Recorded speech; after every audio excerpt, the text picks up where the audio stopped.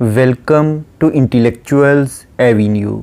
आज हम Henry Howard earl of सुरे की जिस पोइम को डिस्कस करेंगे उसका टाइटल है प्रेजेंट इन विंडसर कैसल।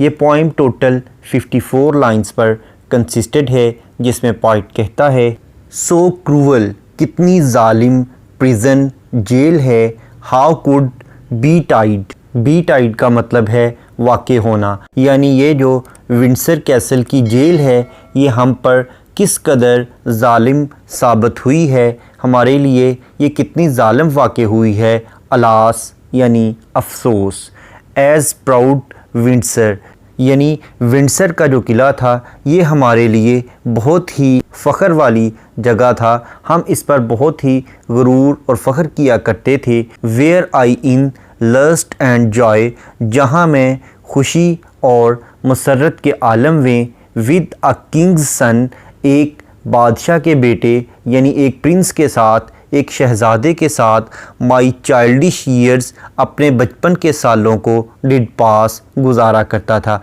यानी ये वही जगह है जहाँ पर बचपन में मैं शहज़ादे के साथ बड़ी खुशी के आलम में खेला करता था, हम बड़ी अच्छी ज़िंदगी बसर करते थे, और आज यही जगह जो है हमारे लिए एक जेल साबित हो गई है।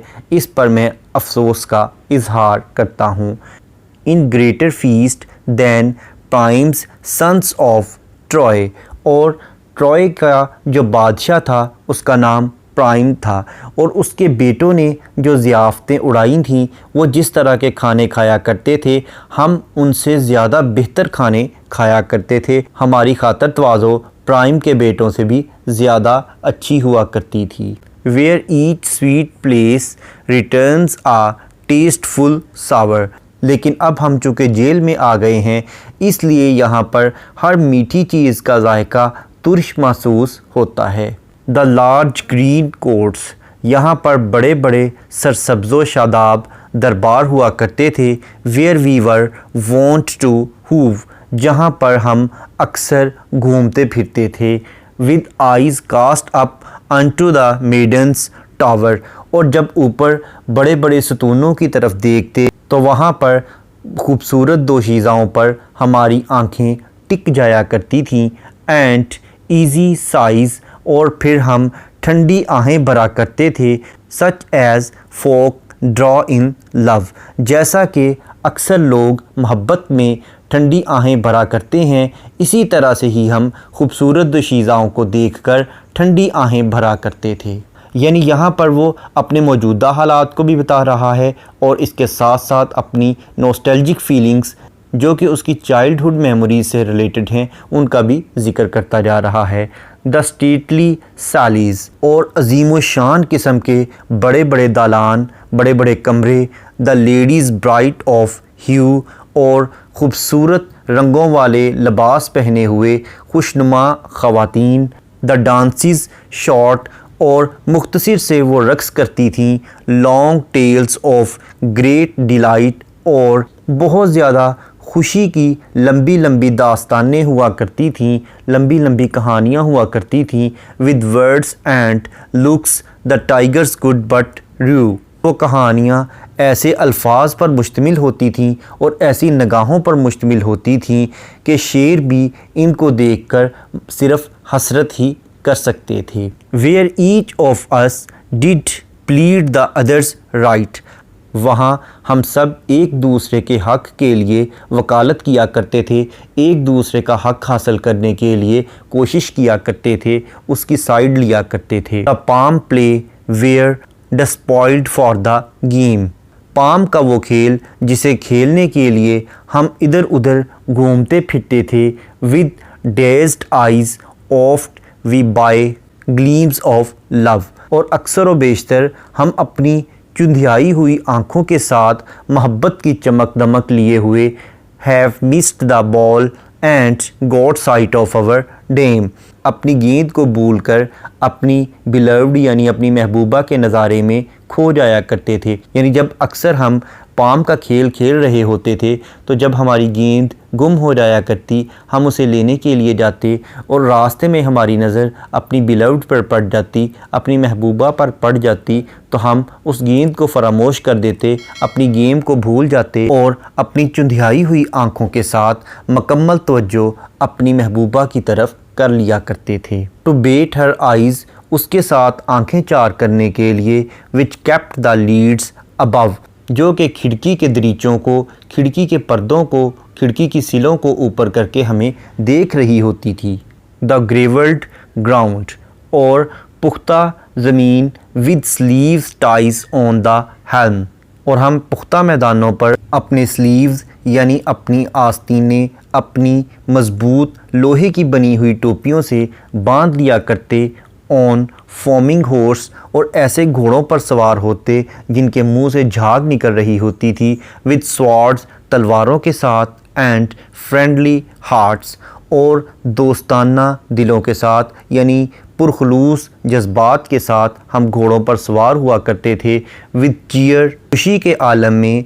एज़ दो द वन शुड ओवरवेल्म, जैसे कि हम किसी पर गालब आने लगे हैं, किसी को अपने ज़ेरे असर करने लगे हैं। यानी जब हम पुख्ता मैदानों में उन घोड़ों पर सवार होते जिनके मुंह से झाग निकल रही होती थी, तो हमारे हाथों में तलवारें होती थीं, हमारे दिलों में पुरखलूस जज्बात होते थे और हम अपनी आस्तीनें अपनी लोहे की टोपियों पर रख लिया करते थे और हमारे होंठों पर नारा होता था। यूँ महसूस हो रहा होता था जैसा कि हम किसी पर फतह पाने के लिए जा रहे हैं। वेयर वी हैव फॉट, वहाँ हम जंग किया करते थे। And chased oft with darts, और नेज़ों के साथ हम ताकुब किया करते थे, नेज़े लिए हुए हम पीछा किया करते थे। With silver drops the mead yet spread for ruth, और चरागाहों में चांदी जैसे शबनम के कतरे हर तरफ फैले हुआ करते थे। इन active games of निम्बलनेस and strength, चुस्ती और ताकत से भरे हुए खेलों में। वेयर वी डिड स्ट्रेन, जहाँ हम पूरा जोर लगा दिया करते थे। Trailed by swarms of youth, और जवानों का एक हजूम हमारे ताकुब में हुआ करता था। अवर टेंडर लिम्स, और हमारे नर्मो नाजुक अज़ा। That yet shot up in length, और जो हमारे नर्मो नाजुक अज़ा थे वो बड़ी तेज़ी से परवरिश पा रहे थे, यानी हमारा जिस्म बहुत मजबूती से ग्रो कर रहा था। द सीक्रेट ग्रूव्स, और वो पोशीदा वो छुपा हुआ दरख्तों का झुंड। विच ऑफ्ट, जो कि अक्सर वी मेड रिसाउंड, जहाँ से अक्सर हमें गूंज की आवाज़ सुनाई देती थी। अब वहाँ पर किस चीज़ की गूंज सुनाई देती थी वो नेक्स्ट लाइन में बयान करता है। ऑफ प्लेजेंट, खुशगवार, plaint and of our ladies' praise, वहाँ पर खुशगवार फरियादों और हमारी जो बिलव्ड्स थी, हमारी जो महबूबाएँ थीं, उनकी तारीफ़ों की गूंज वहाँ हमें सुनाई दिया करती थी।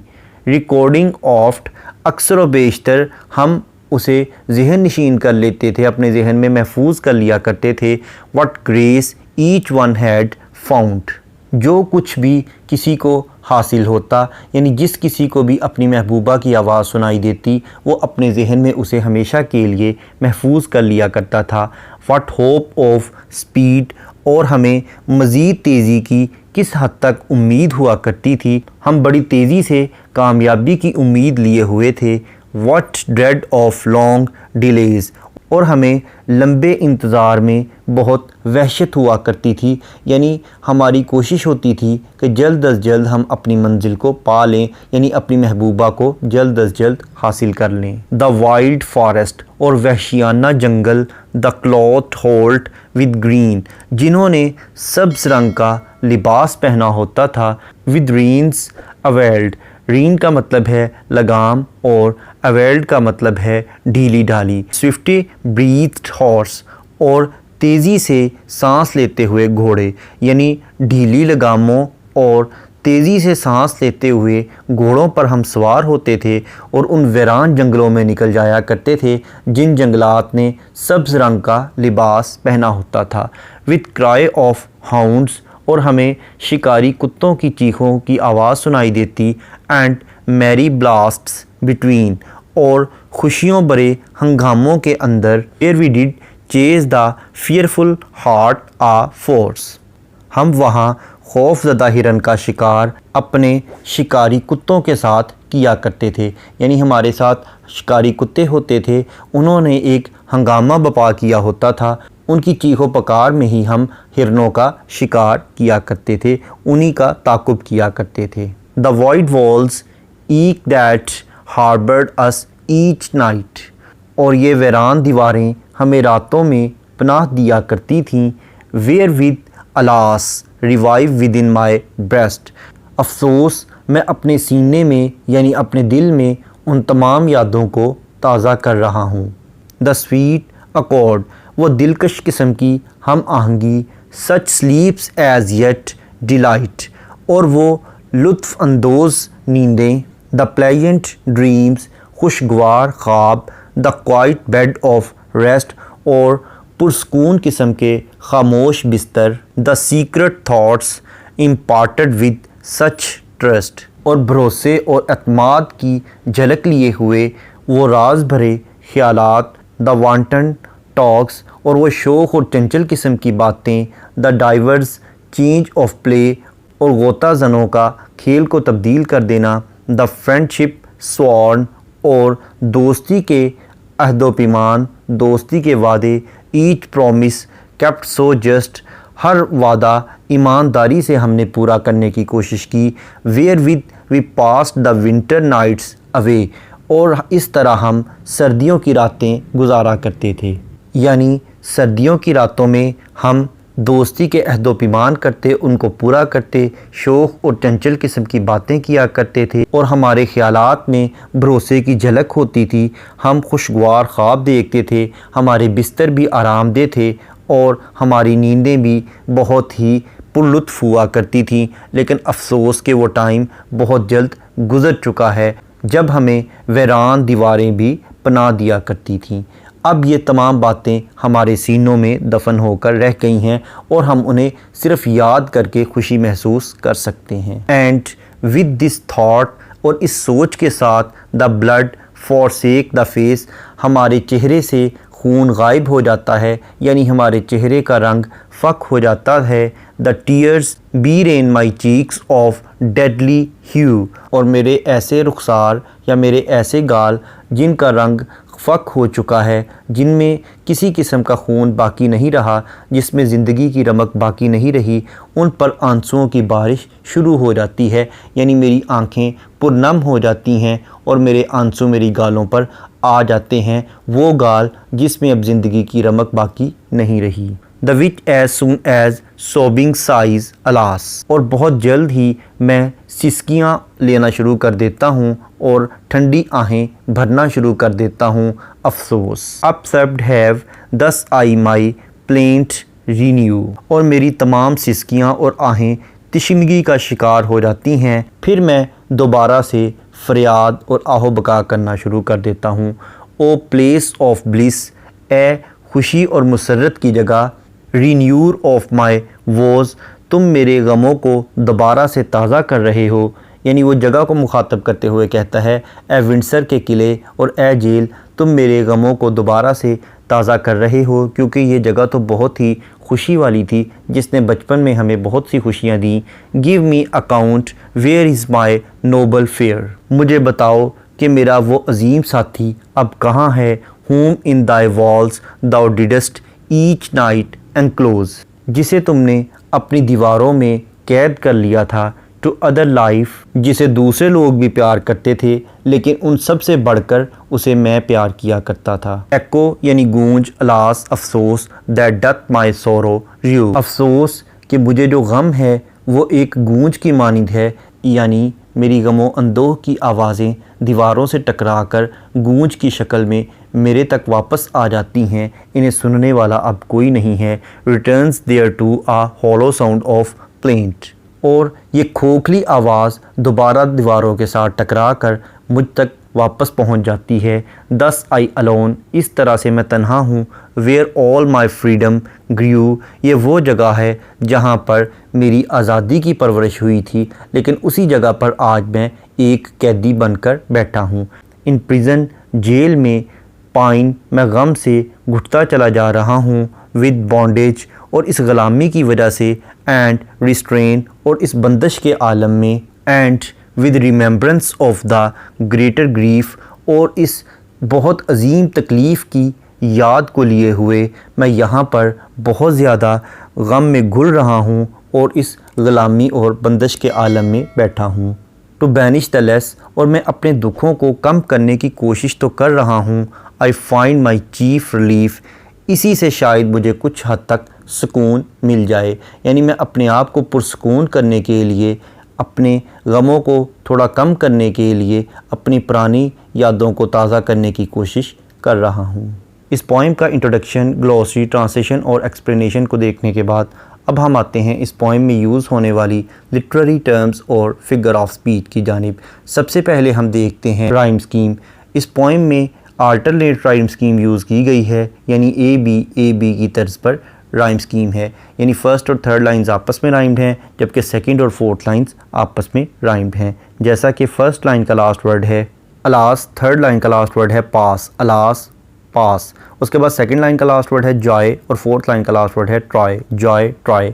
इसी तरीके से sour, tower, hove, love, hue, rue, delight, right, game, dame, love, above, helm, overwhelm, hearts, darts, ruth, youth, strength, length, resound, found, praise, delays, green, between, horse, force, night, delight, breast, rest, trust, just, play, away, face, alas, hue, renew, woes, enclose, fear, dear, rue, grew, plaint, restrain. जबकि last two lines आपस में rhymed हैं, यानी grief, relief. Next है enjoyment. Enjoyment का मतलब है कि अगर किसी लाइन को पढ़ने के बाद उसकी अंडरस्टैंडिंग डेवलप हो जाए तो ऐसी लाइन को एंड स्टॉप लाइन कहते हैं। जबकि इसके बरक्स अगर किसी लाइन को पढ़ने के बाद उसकी अंडरस्टैंडिंग डेवलप ना हो बल्कि इसके लिए नेक्स्ट लाइन की ज़रूरत हो तो ऐसी लाइन को रन ऑन लाइन कहते हैं और इस टेक्निक को एंजॉयमेंट कहते हैं। जैसा कि लाइन नंबर 2 एक रन ऑन लाइन है,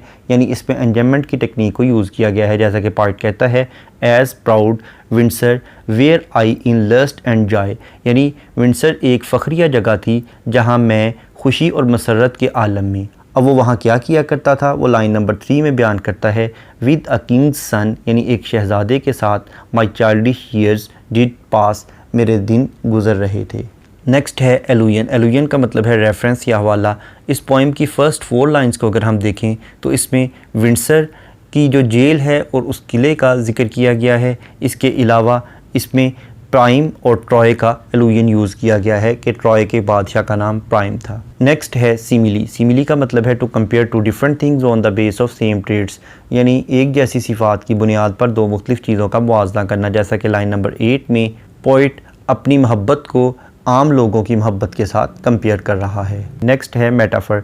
मेटाफर का मतलब है किसी क्वालिटी की बेस पर किसी चीज़ को उससे बेटर या वर्स चीज़ डिक्लेयर कर देना। जैसा कि लाइन नंबर 11 में वो टाइगर्स का वर्ड यूज़ कर रहा है। टाइगर्स का मतलब है ताकतवर तरीन लोग, यानी हमें वो खुशियाँ मैसर थी जिनको टाइगर भी सिर्फ हसरत की निगाह से ही देख सकते थे। नेक्स्ट है एनाफोरा। एनाफोरा का मतलब है बिगिनिंग ऑफ 2 और more than 2 lines with the same word, यानी 2 या 2 से ज़्यादा लाइनों का एक ही लफ्ज़ से शुरू होना। जैसा कि लाइन नंबर 30 और 31 ये दोनों लाइन्स विद से स्टार्ट हो रही हैं। नेक्स्ट है इंटरनल राइम। इंटरनल राइम का मतलब है कि अगर पोइट एक ही लाइन में 2 या 2 से ज़्यादा राइम्ड वर्ड यूज़ करे तो इसे इंटरनल राइम कहते हैं। जैसा कि लाइन नंबर 3 में with king childish did, line number 5 में ईच स्वीट, लाइन नंबर 10 में शॉर्ट लॉन्ग, लाइन नंबर 18 में हॉर्स स्वॉर्ड्स, लाइन नंबर 20 में फॉर्ट टार्ट्स, लाइन नंबर 22 में निम्बलनेस स्ट्रेंथ, लाइन नंबर 29 में क्लॉथ हॉर्स, लाइन नंबर 36 में bed rest, line number 54 में chief relief. Next है paradox. इस poem की लाइन नंबर 18 में पोइट एक तरफ तो घोड़ों और तलवारों का जिक्र करता है और दूसरी तरफ अपने दोस्ताना दिलों का यानी दोस्ताना जज्बात का जिक्र करता है। वो कहना ये चाहता है कि हम दुश्मनों के लिए तो तलवारें निकालते थे लेकिन आपस में हमारे दिल दोस्ताना थे। नेक्स्ट है सिनिक्टिकी। सिनिक्टिकी का मतलब है किसी चीज़ को मुकम्मल तौर पर बयान करने की बजाय उसके किसी ऑर्गन या पार्ट का जिक्र करना, जैसा कि लाइन नंबर 34 में वो ब्रेस्ट यानी सीने का लफ्ज़ इस्तेमाल कर रहा है। नेक्स्ट है अपोस्ट्रोफी। अपोस्ट्रोफी का मतलब है कि अगर पोइट किसी को एड्रेस करे यानी मुखातब करे तो इसे अपोस्ट्रोफी कहते हैं, जैसा कि लाइन नंबर 45 में वो विंडसर को मुखातब करते हुए कहता है, O place of bliss renewer of my woes. Next है ओनोमेटोपिया। ओनोमेटोपिया का मतलब है ऐसे वर्ड्स का इस्तेमाल करना जो कि हमारी सेंस ऑफ हेयरिंग यानी हमारी सुनने की हिस्स को अपील करते हों, जैसा कि लाइन नंबर 50 में वो कहता है, returns thereto a hollow sound of plaint, यानी वो होलो साउंड का वर्ड यूज़ करता है। नेक्स्ट है रिटोरिकल क्वेश्चन। ये ऐसे क्वेश्चन को कहते हैं जिसका आंसर तो पोइट को मालूम होता है, लेकिन उस पर स्ट्रेस करने के लिए, ज़ोर देने के लिए वो क्वेश्चन हमारे सामने रखा जाता है, जैसा कि लाइन नंबर 4 में वो कहता है, in greater feast than Priam's sons of Troy. Next है कायूरा। कायूरा का मतलब है कि अगर पोइट किसी लाइन में पॉज या ब्रेक लेने के लिए यानी वक्फा लेने के लिए कोई पंक्चुएशन मार्क यूज़ करे तो इसे कायूरा कहते हैं, जैसा कि लाइन नंबर 2 में एज प्राउड विंडसर के बाद कॉमा यूज़ किया गया है। नेक्स्ट है एलिट्रेशन। एलिट्रेशन का मतलब है बिगिनिंग ऑफ 2 और more than 2 words in the same line with the same letter और साउंड, यानी एक ही लाइन में 2 या 2 से ज़्यादा अल्फाज का एक ही हरफ या एक ही आवाज़ से शुरू होना, जैसा कि लाइन नंबर 2 में विंडसर और वेयर ये दोनों वर्ड्स W लेटर से स्टार्ट हो रहे हैं। उसके बाद लाइन नंबर 5 में स्वीट सावर, लाइन नंबर 6 में where we were, line number 8 में साइज सच, लाइन नंबर 9 में स्टेटली सेल्स, लाइन नंबर 11 में विद वर्ड्स, लाइन नंबर 13 में पाम प्ले, लाइन नंबर 17 में ग्रेवल्ड ग्राउंड, लाइन नंबर 18 में फोमिंग फ्रेंडली, लाइन नंबर 18 में again hots hearts, line number 31 में blasts between, line number 32 में fearful force, line number 53 में greater grief.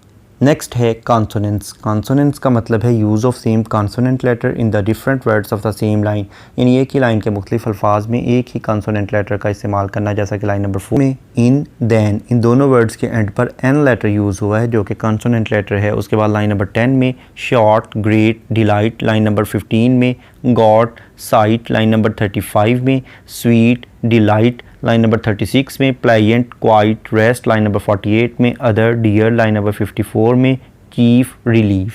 Next है assonance. Assonance का मतलब है use of same vowel letter in the different words of the same line, यानी एक ही line के मुख्तलिफ अल्फाज में एक ही वावल लेटर का इस्तेमाल करना, जैसा कि लाइन नंबर 3 में विद किंग चाइल्डिश डिड, इन चारों वर्ड्स में आई लेटर यूज़ हुआ है जो कि वावल है। उसके बाद लाइन नंबर 10 में शॉर्ट लॉन्ग, लाइन नंबर 18 में हॉर्स स्वॉर्ड्स, लाइन नंबर 29 में क्लॉथ हॉल्ट्स, लाइन नंबर 36 में बेड रेस्ट, लाइन नंबर 54 में चीफ रिलीफ।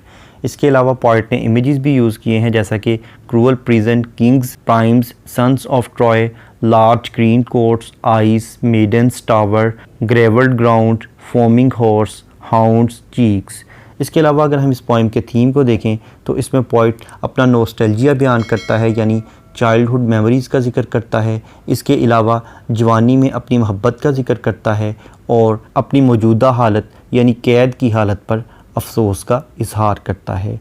यहाँ पर यह पोइम ख़त्म हुई। हेनरी हॉवर्ड की दीगर पोइम्स को डिटेल में समझने के लिए इसी चैनल यानी इंटेलेक्चुअल्स एवेन्यू पर हेनरी हॉवर्ड यानी अर्ल ऑफ सुरी की प्लेलिस्ट को विज़िट करें। इसके अलावा जिन लिटरेरी टर्म्स का जिक्र इस पोइम में किया गया है उन तमाम टर्म्स को डिटेल में समझने के लिए इसी चैनल पर लिटरेरी टर्म्स की प्लेलिस्ट को विज़िट करें। इन दोनों प्लेलिस्ट्स का लिंक नीचे डिस्क्रिप्शन बॉक्स में मौजूद है। Thank you for attending this lecture.